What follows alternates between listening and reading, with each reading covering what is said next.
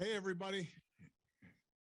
And thank you so much, Laura, for not only the introduction, but for the incredible fighting spirit that you've shown. And you're representative of so many people that as I've traveled around the country, I've had a chance to meet and interact with and get to know who know what it's like to be vulnerable in our healthcare system and now are fighting on behalf of others to make sure that they're not in the same position. And to Leslie and Brad and everybody at Protect Our Care, I just want to say how grateful I am for you guys fighting the good fight for so many years now, tirelessly. Uh, I was joking before we went live that uh, I'm a lot grayer than when we started off this whole process. And, uh, Leslie and Brad are a little bit grayer than when we started this whole process.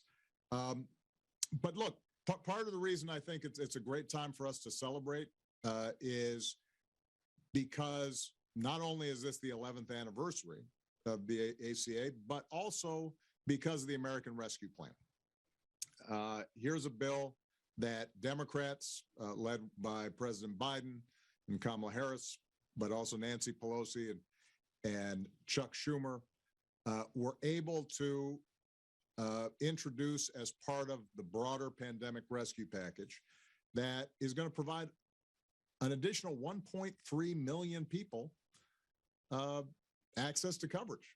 And, that's 100, that's 1.3 million folks who could, heaven forbid, find themselves in the same position that Laura found herself in when she walked in to that doctor's office. That's the Dallas metropolitan area. All those people now have the possibility of getting coverage that didn't have it before. The American Rescue Plan is making sure that premiums are going to be even lower under the Affordable Care Act. It is making sure that folks who've lost their job during the pandemic are able to keep their coverage. And that's a lot of folks who've obviously been affected. And it's going to make sure that there are additional incentives to more states expanding Medicaid, which they should have been doing in the first place and should have done a long time ago, but have been stubborn about because certain Republican governors have decided politics and ideology are more important than the well-being of their citizens. Despite the extraordinary resistance that we have seen all these years and that you guys have been pushing back against all these years, we have seen more than 20 million people like Laura have coverage who might not have had it before. We have seen over 130 million Americans have the security and comfort in knowing that a pre-existing condition isn't going to prohibit them from getting insurance, that is making sure that men aren't paying more for the same coverage as, or that women aren't paying more for the same coverage as men are, that are making sure that drugs were discounted for seniors in ways that can be a lifesaver, that young people can stay on their parents' health insurance if they are just starting off and have a job that doesn't provide health insurance, and expanded Medicaid in over 38 states, 7 of which happened after I left office. So all this is a testament to the incredible grassroots movement that all of you helped to build, and the fact that it was still here, going strong, and more popular than ever by the time that the Biden administration came into office so that they could build on it.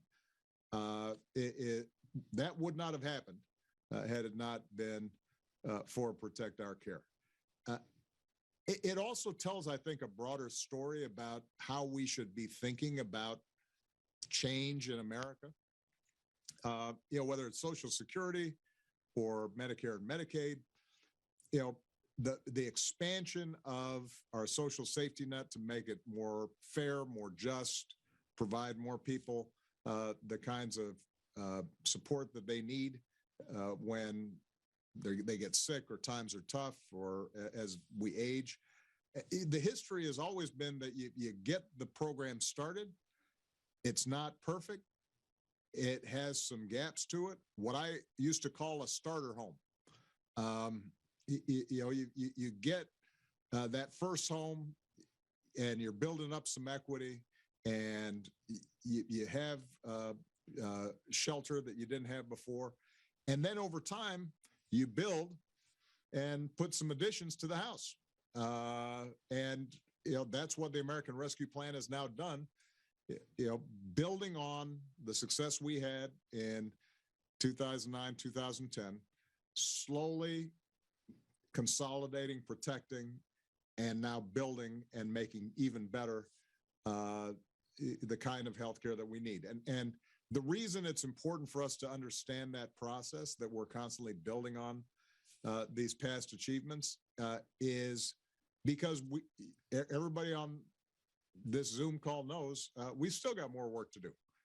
Even with the American Rescue Plan, there are still millions of people who should be able to get Medicaid, but their governors are still resistant, and that expansion still hasn't taken place in some big states with a lot of people without health insurance.